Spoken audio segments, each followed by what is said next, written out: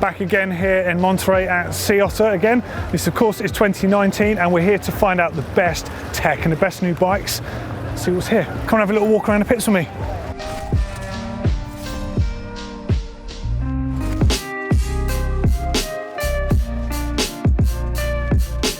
Everyone loves a pair of Vans shoes, right? So I'm here at ODI checking out their Vans themed waffle sole grips, and they've got a brand new colorway in this with the oil slick clamps and a purple iridescent finish on there. Pretty trick, I think. They're also doing these really cool little rubber valve caps, mini mushroom long necks. How cool are they? And one more cool thing from ODI, a single lock-on grip. In the past, they've always had the lock-on collars on either side of the grip. Of course, you can replace the grip once it's worn and keep the same collars. Makes sense, but some people wanted a different level of security with a built-in end cap. So they now offer this on their grips. Gives you a bit more sort of real estate on the actual handlebar grip. And the clamp itself is certified for dirt bike use, so pretty significant stuff from ODI. Now, you might not have heard of Ride Concepts, but you haven't, you certainly will do now. New shoe company specialising in off-road riding shoes, with a shoe really, by the looks of it, for every single type of rider, ranging from the top-end clip compatible shoe, flat compatible shoes with different softer compound rubber soles on them, female specific shoes which actually have a specific female compatible last for the shoe, so it's not just downsized or shrinked and pinked as some people would like to call it. It's a genuine shoe that's made from the ground up to fit female feet much better. They also have youth specific shoes with a specific youth shank, and again the last has been made specifically for junior sized feet. That is fantastic. They're doing everything from the budget end all the way up to the high end.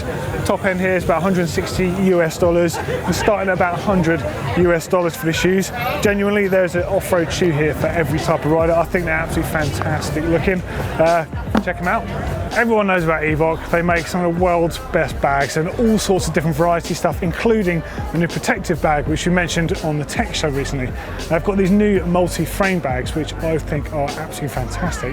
Now, the thing that's really cool about these is they can fit in any part of the frame. They come with different straps, and they've got different, like, I guess, portals for the straps to fit into, so it can fit in any number of different size frames.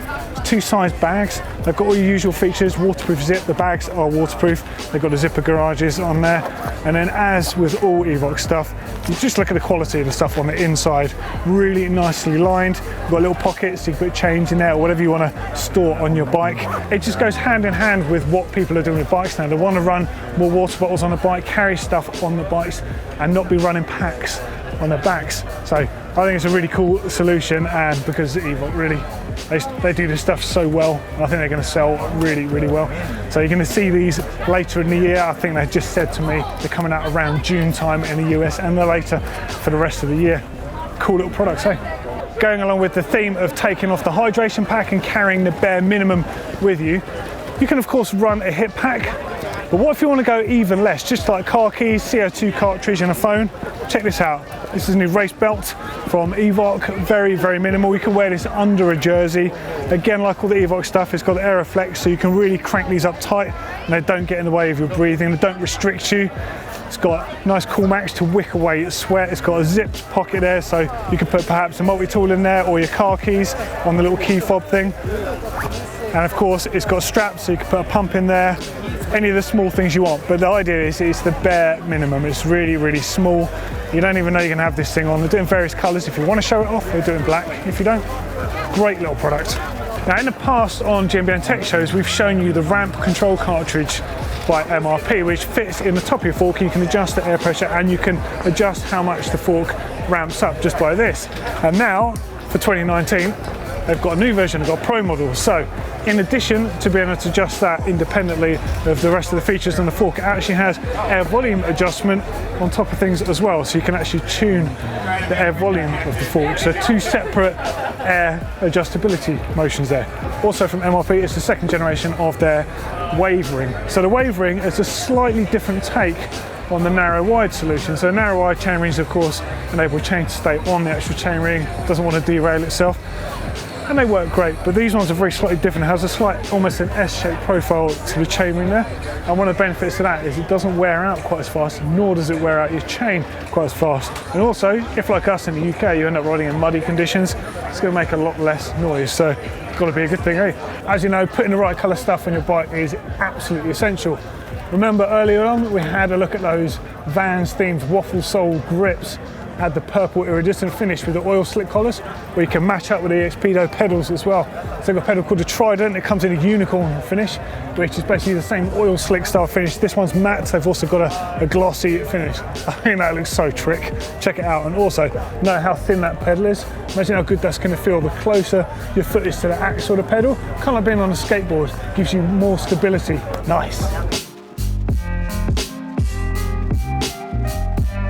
So I just found a pretty cool little tech product here. So the first I'm going to show you, it's called the slug plug. As you might imagine, it is for fixing tubeless punctures, but it's in a handy little case that slides into part of this, called the slider system. Now this fits under your bottle cage on your bike. You can house a CO2 cartridge on here. You can use this to prevent CO2 burns to your hands without having to remove it from there. Put it back on there afterwards. Of course, it all fits on as like a modular system. But the coolest thing is what I quite like. It's called the Nutcracker. So it carries a spare valve core on there. You can use this to split your brake pads apart should you close those pistons by mistake. And the best thing is what I'm going to refer to as old woman jam jar technology. So you must have seen those things when people have got weak hands for opening jars. This is basically a tool especially for tightening basically your valve core, valve stem. I think it's absolute genius to have that because these do come loose sometimes on rides. They can leak. Sometimes you need to remove them for maintenance. And having that as a specific tool. You know I like a tool, don't you? Right? Have I told you that before? Salsa is a brand that's been around in mountain biking almost from the very beginning actually. Now these are very different new bikes from Salsa. They used to make a lot of steel frames.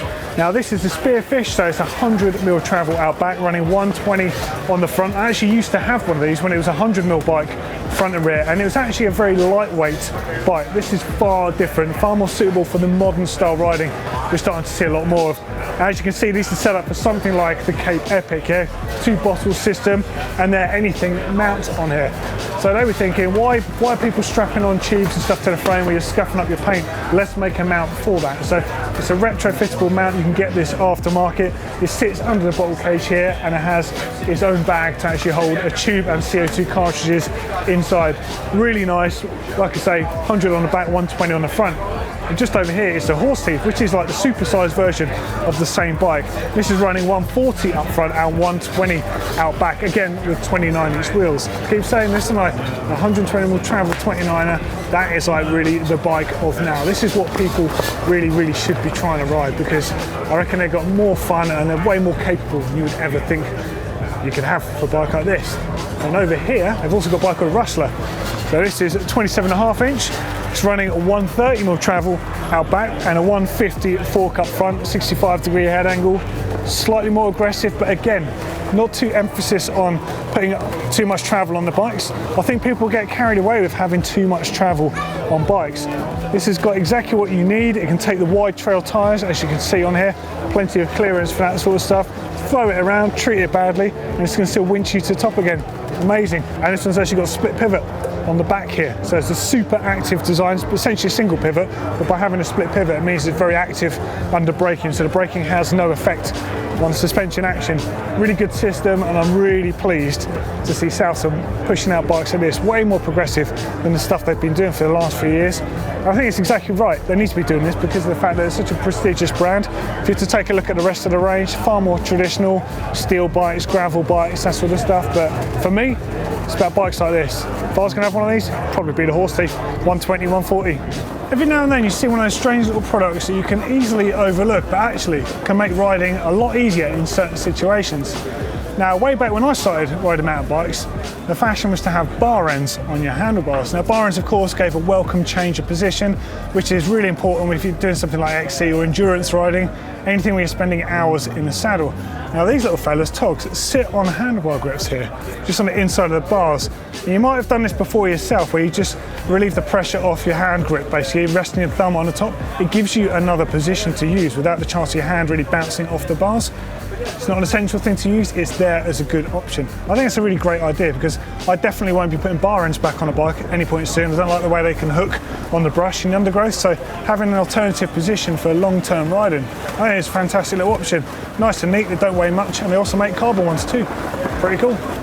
There we go, that is day one at Sea Otter done. Make sure you come back tomorrow for more cool tech stuff. As always, don't forget to give us a huge thumbs up if you love what we're doing, and click up there to share and subscribe. Cheers guys.